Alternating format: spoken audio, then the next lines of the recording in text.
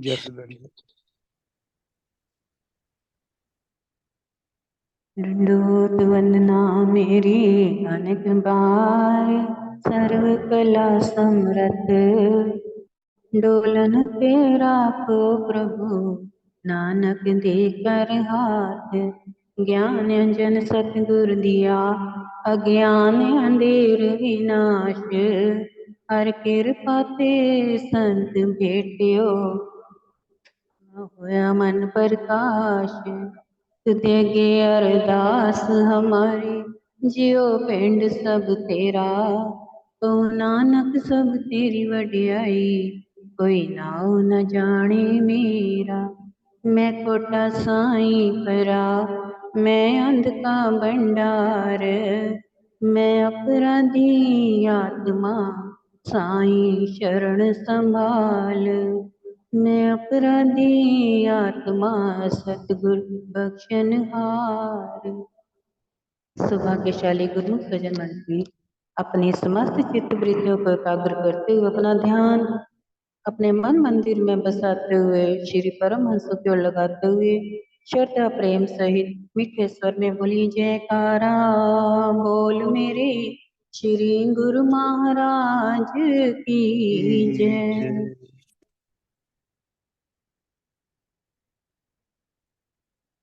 सत्संग की आधी घड़ी, तप के बरस हजार, तो भी बराबर है नहीं, कहे कबीर विचार।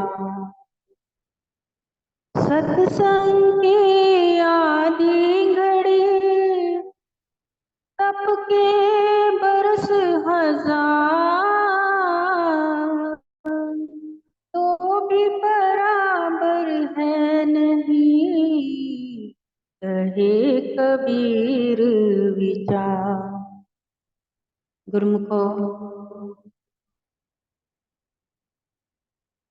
इस वक्त जो जो भी गुरुमुख जन इस ग्रुप में जुड़े हैं, पहले शांति से बैठ जाएं, क्योंकि बीच में कोई कुछ कर रहा है, कोई कुछ कर रहा है।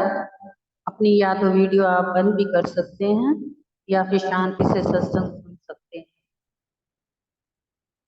जैसा कि अभी आपने गुरुमुखों सुना, सत्संग की आधी घड़ी, तप के बरस हजार, तो भी बराबर है नहीं, कहे कबीर विचार।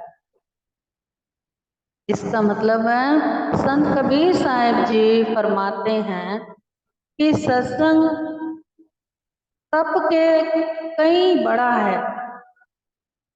सत्संग संत के मुख से निकलने वाले दिव्य शब्द होते हैं, जो कि ज्ञान की गंगा होती है। यह हृदय में जमी हुई जन्मों की मैल को धो डालता है। ये कार्य हजारों वर्षों के तप से भी नहीं हो सकता गुरुमुखो, परंतु ये सत्संग में सरलता से हो, यानी कि सत्संग एक सरलता से जब किया जाता है, उसके ज्ञान की जो शब्दों की गंगा बहती है, उस गंगा में जो जो गुरुमुख स्नान करते हैं, उनके अंदर के विकारों की जो मैल होती है, वो धीरे धीरे धुल जाती है। जिस प्रकार जितना जितना गहराई से इस सत्संग के शब्दों को आप सुनेंगे, जितना ध्यान उसमें एकाग्र करेंगे, उतना ही इसके अंदर अपने जो मैल जन्मों की है, तब जाके वो धुलती है। सत्संग सुनने का भी लाभ तब है गुरुमुखो, जब मन चित्त एकाग्र हो सके और अपने ध्यान में बुरे विचारों को ना आने दें। सत्संग के शब्दों पर ध्यान दिया जाए। ज्ञान के जब हीरे मोती एकत्र करने हो तो केवल ध्यान ध्यान से ही हीरे मोती एकत्र होते हैं, वरना अगर ध्यान ना गहरा हो तो हीरों की जगह, हीरे मोतियों की जगह कंकड़ पत्थर भी आ जाते हैं। इसका क्या मतलब है? जैसे आप सत्संग सुन रहे हैं, इन शब्दों पर गौर फरमा रहे हैं, अगर आपने गौर नहीं करा, कई बार आपने सुना होगा कि जैसे कि चार लोग आपस में बातचीत कर रहे होते हैं, उनमें कोई एक आध अगर गौर नहीं करता तो बाद में उससे पूछा जाता है कि हाँ भाई फलाने तूने कोई बात ये सुनी थी। अगर उसने गौर नहीं किया होता तब भी वो कह देता हाँ मैंने सुनी थी। तो क्या सुनी थी? जो बात सही होती है उसको तो बता नहीं पाता, अपने से गलत तरीके से बात कर देता है, तो उसका असर प्रभाव फिर एक की सुनी हुई बातों का बाकी के जो तीन लोग होते हैं उन पर भी जाता है। इसी प्रकार से ध्यान से अगर गहराई से इन शब्दों को सुना जाए, ये ज्ञान के शब्दों के हीरे मोती जब एकत्र किए जाते हैं तो इनमें ध्यान एकाग्रता का होना बहुत अति आवश्यक है। जिस प्रकार से अभी आपको बताया कि ध्यान नहीं होगा तो कंकड़ पत्थर अपने आप आपके पास आ जाएंगे। गुरुमुखो, ये जीवन जो है हमारा कंकड़ पत्थर के लिए नहीं है। हमारा जीवन केवल हीरे, जो हमने जवाहरात एकत्र करने थे, हीरे मोती, उन हीरे मोतियों की जो चमक है, शब्दों का जो मोल है, उसके ऊपर अपना गौर करना है कि उस शब्दों के आधार पर अपने जीवन को ढालना है।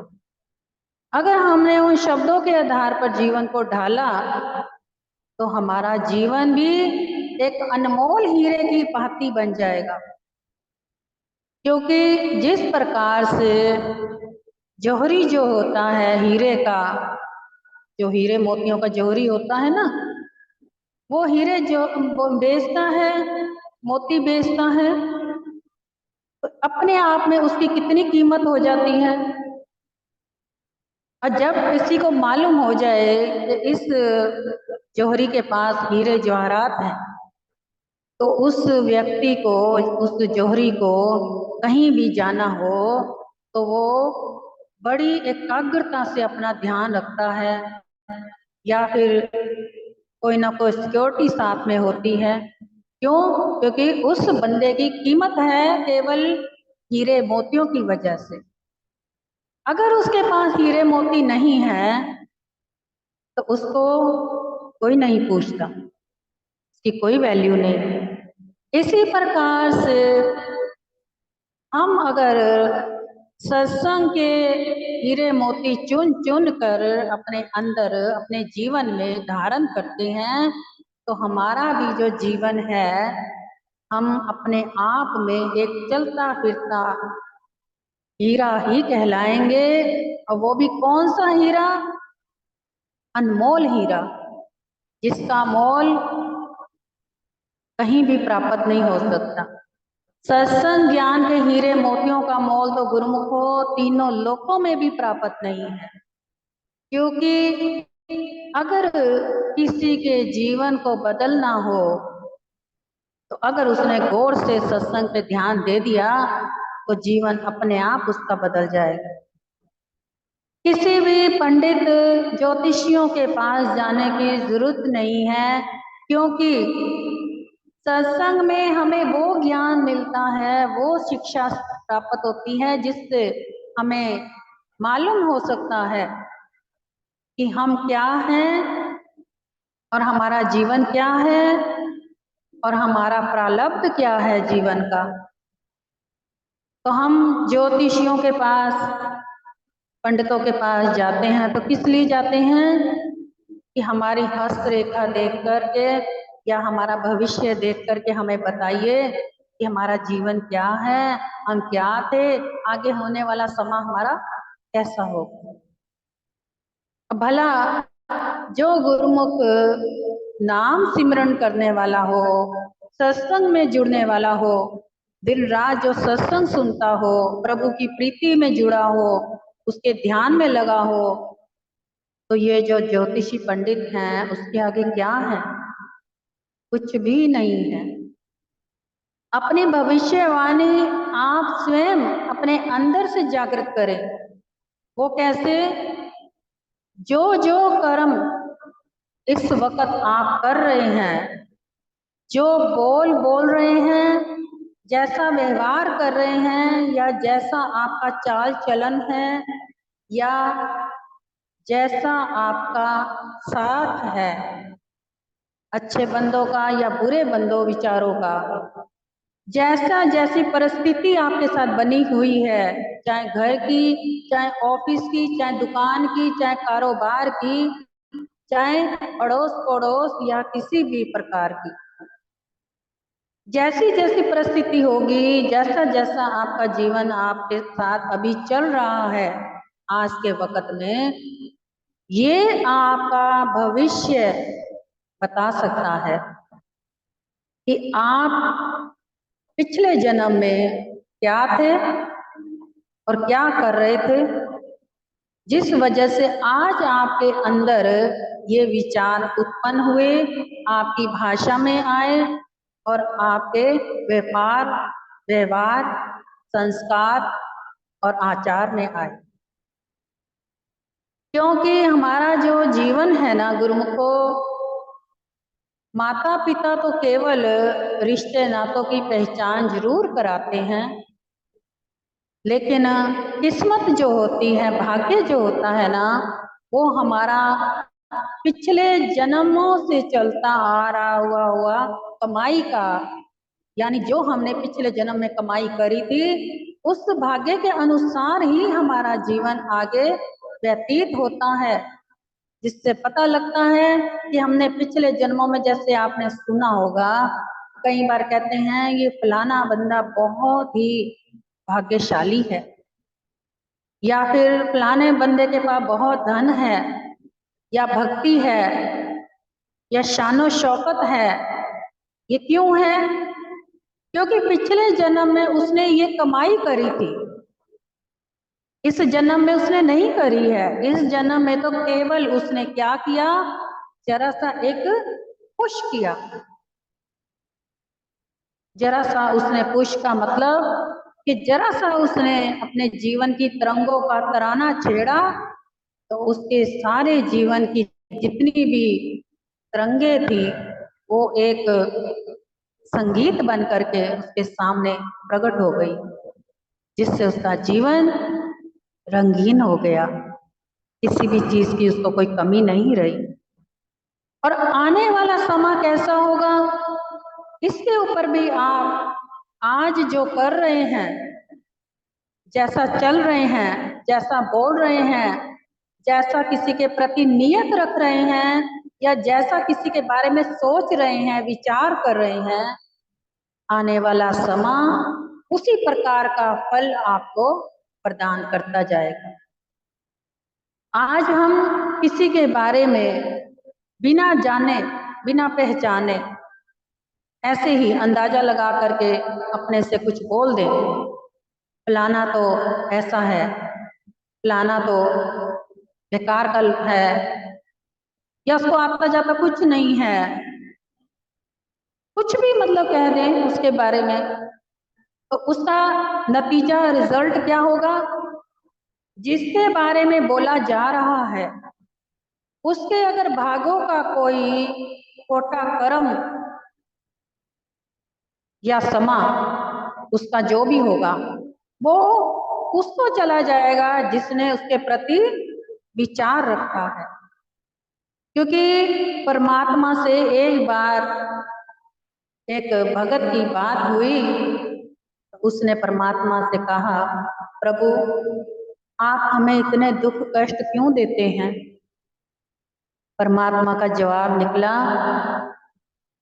कि मैंने तो बहुत सुंदर तरीके से तुम्हें गढ़ा था, लेकिन तुमने अपने विचार और विकारों से अपने आप को बदल डाला। तुमने जो जो भाव, जैसे जैसे विचार अपने अंदर डाले, वैसे वैसी तुम्हारी सूरत जो है बनती गई, वैसे वैसे तुम्हारे अंदर का जो मन था, जो शीशे की भांति साफ था, वो मैला होता गया। यानी कि दूसरे के अगर अवगुण हर वक्त अपने अंदर रखोगे तो खुद मैले नहीं होगे क्या? जैसे एक तालाब है, तालाब में बहुत सारा पानी एकत्र है, उसमें अगर कुछ जीव नहाते हैं तो वो पानी बहुत जल्दी गंदा हो जाता है, क्योंकि थोड़ा सा पानी है तालाब का, तो मैला तो हो गई। उसके बाद जो नहा के निकल गए, फिर दूसरे लोग आए, जब वो नहाने लगे तो उनके ऊपर क्या हुआ कि वही मैले पानी का असर इन्फेक्शन बन के उनके बदन पर लग गया और उनको कई प्रकार की बीमारियां हो गई। इस प्रकार से दूसरे की जो बुराई है वो अपने ऊपर लेना आसान है, लेकिन जब भुगतान उसका करना पड़ता है वो कैसे होगा, ये समा ही जानता है, समा ही बताता है। सत्संग गंगा वो है जैसे कि गंगा जो है, गंगा के पास जो जो भी जाता है वो पवित्र हो जाता है। इसी प्रकार सत्संग में जो जो जुड़ता है, सत्संग के शब्दों को गहराई में उतारता है या नाम सिमरन में अपने आप को धुन में जोड़ लेता है परमात्मा के ध्यान में, धीरे धीरे उसके अंदर की सारी मैल जो है वो बाहर निकल जाती है। कई गुरुमुख कहते हैं कि जब हम ध्यान पे बैठते हैं तो उस वक्त हमारे अंदर बुरे विचार क्यों आते हैं, जबकि आगे पीछे तो नहीं आते हैं, लेकिन जब ध्यान पे बैठते हैं उस वक्त आते हैं। तो गुरुमुखो, जब आप सिनेमा हॉल में जाएं या घर पर टीवी पर भी कोई प्रोग्राम देखें, पिक्चर देखें, नाटक सीरियल देखें, उस वक्त आपका ध्यान कितना एकाग्र हुआ होता है। उस वक्त तो कई गृहिणियां ऐसी भी हैं, बहनें ऐसी हैं जो चाहती हैं कि घर वाले उनको कोई डिस्टर्ब ना करें और हम खाना भी ना बनाएं, पहले ध्यान टीवी सीरियल पे दें या जो पिक्चर चल रही है उस पे ध्यान दें। इतनी एकाग्रता से सुन रही होती हैं जैसे कि मानो उनकी अपनी स्टोरी चल रही हो, जबकि ये हकीकत तो नहीं है, वो तो एक नाटक है। और नाटक में क्या होता है, थोड़ी देर के लिए कलाकार जो होते हैं वो नाटक करके अपने अपने स्थान को प्रस्थान हो जाते हैं। तो इसी प्रकार से हमारा भी जीवन जो है ना, अगर हम समझें कि हमें नाटक करना है तो गुरुमुखो नाटक करो तो वो करो जो जीवन भर हमारे जन्मों जन्मों तक हमारे साथ निभे, हमारे जीवन को भी तार दे, औरों को भी संवार दे। जितना हम ध्यान गहराई में लेते हैं, अब आपने बात अभी ये हो रही थी कि जब ध्यान में सिमरन में बैठते हैं तो वो बुरे विचार इसलिए आते हैं कि जब ध्यान सिमरन में जुड़ते हैं उस वक्त अंदर गंगा जो है वो बहनी शुरू हो जाती है।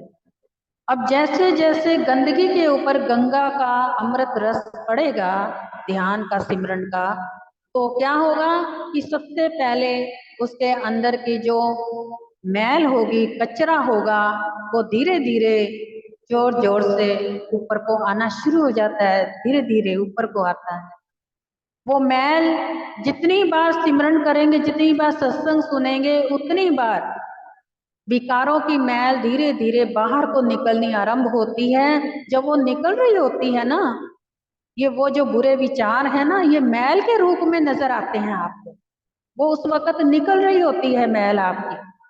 आप ये मत सोचें कि आपको जो बुरे विचार आ रहे हैं तो इस प्रकार से आपका ध्यान नहीं लग रहा तो आपको आगे से ध्यान करना ही नहीं है। कहीं तो हार जाते हैं, सोचते हैं कि क्या फायदा, जब भी ध्यान पे बैठते हैं तो बुरे विचार आ जाते हैं, ध्यान तो हमारा लगता नहीं। कहीं इस वजह से ध्यान से पीछे हट जाते हैं। लेकिन गुरुमुखो करत करत अभ्यास के जड़ मत होत सुजान, रस्सी आवत जाद है सिल पर पड़त निशान।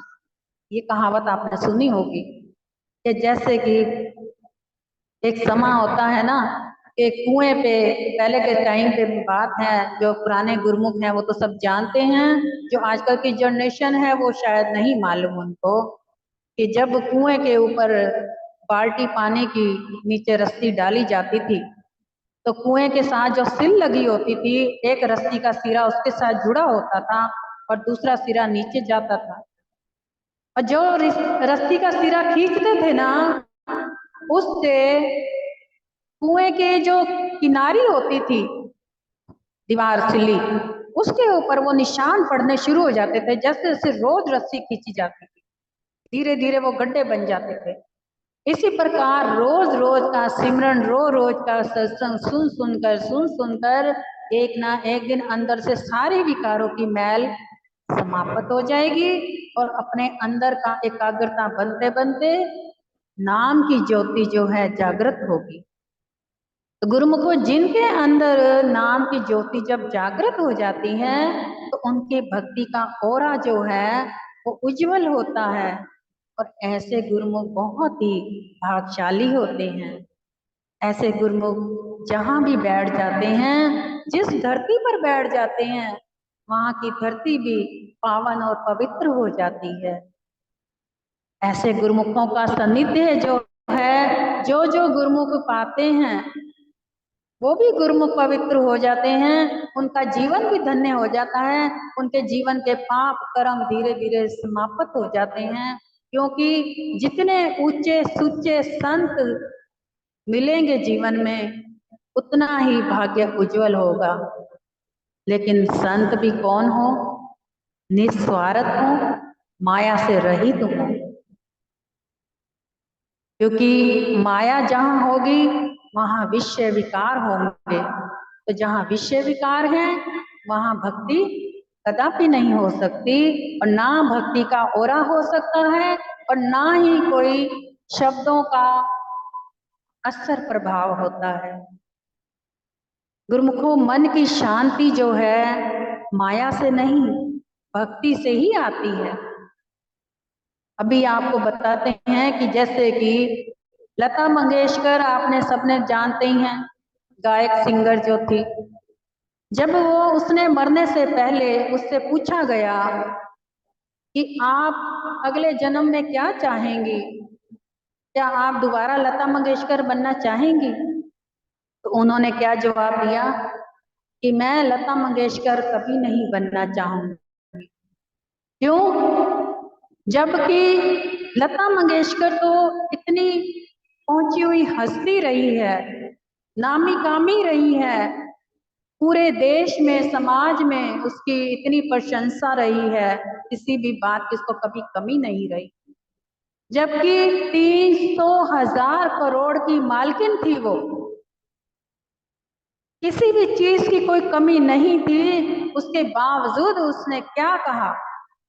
आखिरी शब्द उसने कहा, भले ही मैं मखमल के गद्दों पे सोई हूँ, भले ही मैंने कभी जमीन पर कदम न रखे हो, भले ही मैंने ना जाने कितने जहाजों पर आकाश में उड़ी हूँ, लेकिन अब जाकर आखिरी समय पे मालूम हुआ कि मन के अंदर की शांति तो कभी मैंने एकत्र करी ही नहीं। माया ही माया, माया ही माया एकत्र हुई संसारी, शोहरत एकत्र हुई संसारी, लेकिन परमात्मा के घर की जो शोहरत थी, यानी कि भक्ति की अंदर की कमाई थी आत्मा की, वो तो आई नहीं। तो उसने क्या कहा, रोते हुए आंसू बहाते हुए लता मंगेशकर ने कहा कि जितना मैंने दुख सहा है, जितनी मैं अंदर से कष्टदायी हूँ, मैंने भले ही ऊपर से हंसकर जीवन गुजार दिया, लोगों को गीत सुंदर सुंदर सुना करके, हंसते मुस्कुराते मुखड़ों को नचाते हुए सबका जीवन संवार दिया, लेकिन मेरे अपने अंदर कभी भी सुख की शांति आज तक महसूस ही नहीं हुई। तो ऐसी लता मंगेशकर बन के मैंने क्या करना है? क्योंकि गुरुमुखो, जितनी बड़ी हस्ती के लोग होते हैं ना, कोई एक्ट्रेस हैं, चाहे कोई गायक सिंगर हैं, ये सब एक बंधन में बंध जाते हैं माया के। इनको अगर कहीं सड़क पर कोई अकेला देख ले तो लोग ऐसे इनके ऊपर टूट पड़ते हैं जैसे चीलें आकर के पड़ जाती हैं। जबकि है क्या, ये भी तो एक हमारे जैसे इंसान ही तो है, कोई भगवान तो नहीं है।